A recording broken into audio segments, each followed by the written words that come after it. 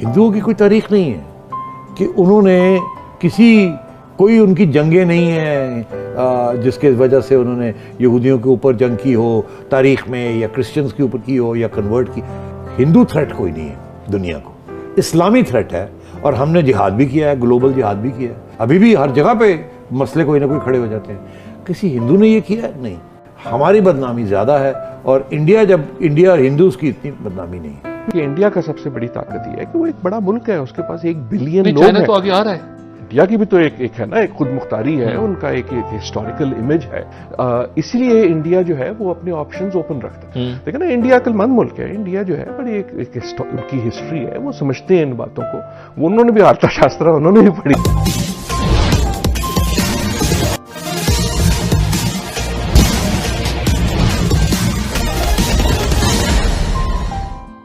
पाकिस्तान के अंदर जिस तरह धार्मिक कट्टरता दिनों दिन बढ़ते जा रही है और इसके साथ ही पाकिस्तान की अर्थव्यवस्था नीचे की ओर जा रही है, गिरती जा रही है, तब अब पाकिस्तान में यह सोच पनपने लगा है कि हिंदू सभ्यता और संस्कृति ही ठीक थी। जिसने कभी किसी दूसरे पर आक्रमण नहीं किया, वे केवल अपने देश के विकास के बारे में सोचते रहे, चाणक्य के अर्थशास्त्र का अनुपालन करते रहे। और यही कारण है कि आज भारतीय अर्थव्यवस्था दुनिया की 5वीं बड़ी अर्थव्यवस्था बन गई है, और आज भारतीयों की पूंछ भी दुनिया में बड़ी है। इसी पृष्ठभूमि में हो रही पाक मीडिया की चर्चा आइए सुनते हैं। दूसरा ये कि जी दुनिया जो है हमें बड़ी तनकीद करती है, और ये जो हिंदुस्तान में हो रहा है उतनी तनकीद नहीं करती। उसका बड़ा सिंपल आंसर है कि इस्लाम जो है, हिंदू मज़हब जो है वो सिर्फ हिंदुस्तान में ही है, और हिंदू जो है जो एक्सपोर्ट हुए वो वहीं है, किसी और जगह पे नहीं है। मुसलमान तो 1.3 बिलियन मुसलमान हैं जो इस्लाम को फॉलो करते हैं, और 50 से ज़्यादा रियासतें हैं, मुल्क हैं जहाँ इस्लाम है। हिंदुओं की कोई तारीख नहीं है कि उन्होंने कोई उनकी जंगें नहीं हैं जिसके वजह से उन्होंने यहूदियों के ऊपर जंग की हो तारीख में, या क्रिश्चियंस के ऊपर की हो, या कन्वर्ट की। उल्टा हुआ। इसलिए हिंदू थ्रेट कोई नहीं है दुनिया को, इस्लामी थ्रेट है। और हमने जिहाद भी किया है, ग्लोबल जिहाद भी किया है। अभी भी हर जगह पे मसले कोई ना कोई खड़े हो जाते हैं। किसी हिंदू ने ये किया? नहीं। हिंदू एक्सट्रीमिज्म इंडिया के बाहर नहीं है जी। हमारा जो इस्लाम का जो झंडा है वो हमने हर जगह पे बुलंद किया हुआ है, और वहाँ फिर इंतहा पसंदी भी है, जिसकी वजह से हमारी बदनामी ज़्यादा है, और इंडिया और हिंदूज की इतनी बदनामी नहीं है।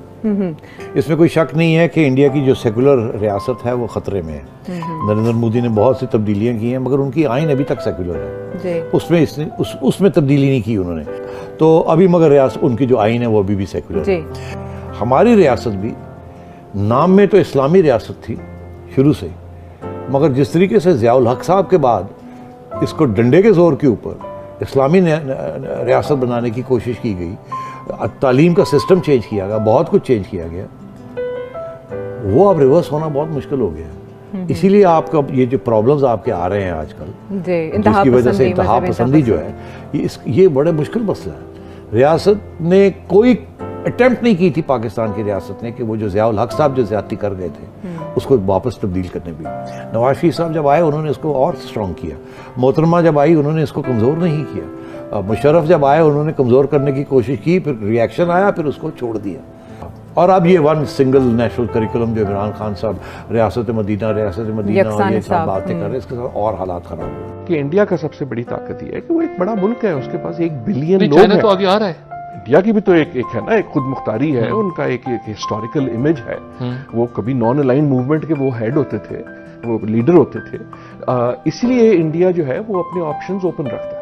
आप ठीक है ना, जिसने आपने रूस का जिक्र किया, जिस तरह उन्होंने जो जहाज लिए, उन्होंने फिर अमेरिका के जहाज लेने से सवाल साथ ये भी पैदा है ना कि इंडिया जो अब विंडो देख रहा है वो इसलिए देख रहा है कि उसको पता है कि पता नहीं अमेरिका आता है नहीं आता साथ। क्या रशिया चाइना से अलग हो रहा है भी, और क्या इंडिया के साथ जाएगा? और जब आपको नहीं पता कि कौन कहां बैठ रहा है, तो फिर अक्लमंदी ये होती है कि अपने ऑप्शंस ओपन रखो, जैसे भारत ने रखे। लेकिन ना, इंडिया अक्लमंद मुल्क है। इंडिया जो है बड़ी उनकी हिस्ट्री है, वो समझते हैं इन बातों को।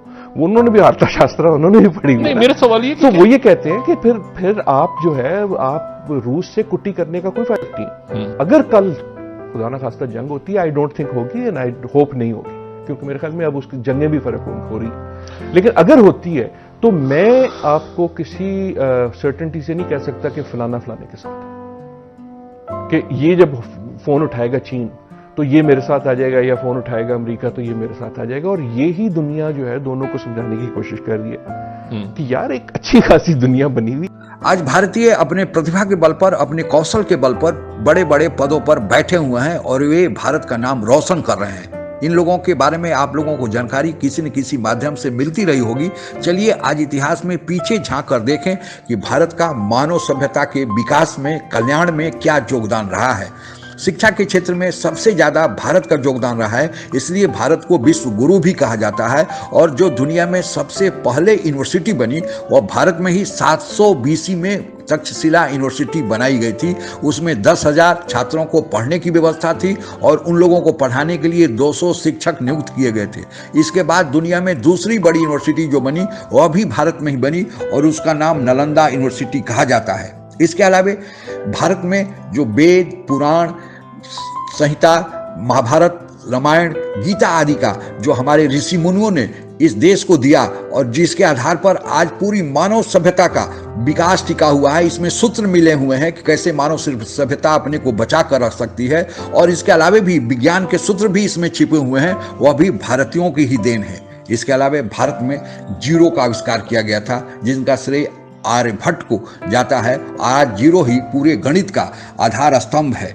इसके अलावा भारत में भास्कराचार्य नामक एक ऐसे खगोल शास्त्री हुए थे, उन्होंने यह बताया कि पृथ्वी के चक्कर लगाने में सूर्य का कितना समय लगता है और खगोल शास्त्र में उनके द्वारा यह गणना आज एक मील का पत्थर साबित होती है। उसी तरह लिप्रोसी की दवा का आविष्कार भी भारत में ही एक आयुर्वेदिक वैज्ञानिक जो आयुर्वेद के बहुत बड़े ज्ञाता थे, सुश्रुत नामक व्यक्ति ने किया था।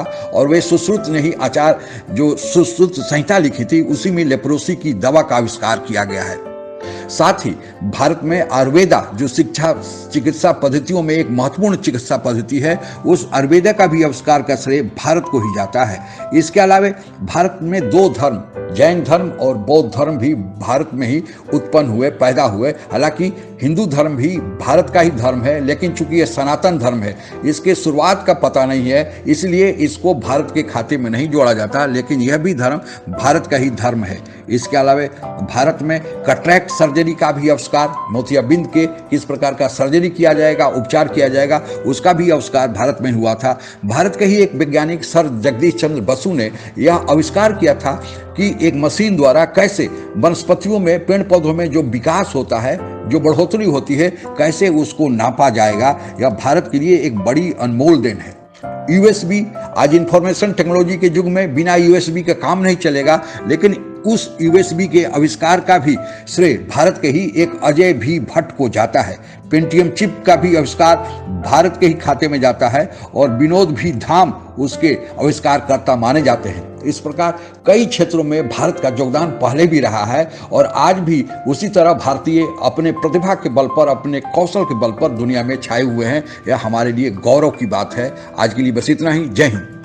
आप अगर हमसे जुड़ा रहना चाहते हैं तो कृपया मेरे चैनल को सब्सक्राइब करें तथा बेल आइकन भी दबा दें ताकि नई वीडियो की जानकारी तुरंत आप तक पहुंच जाए। धन्यवाद। जय।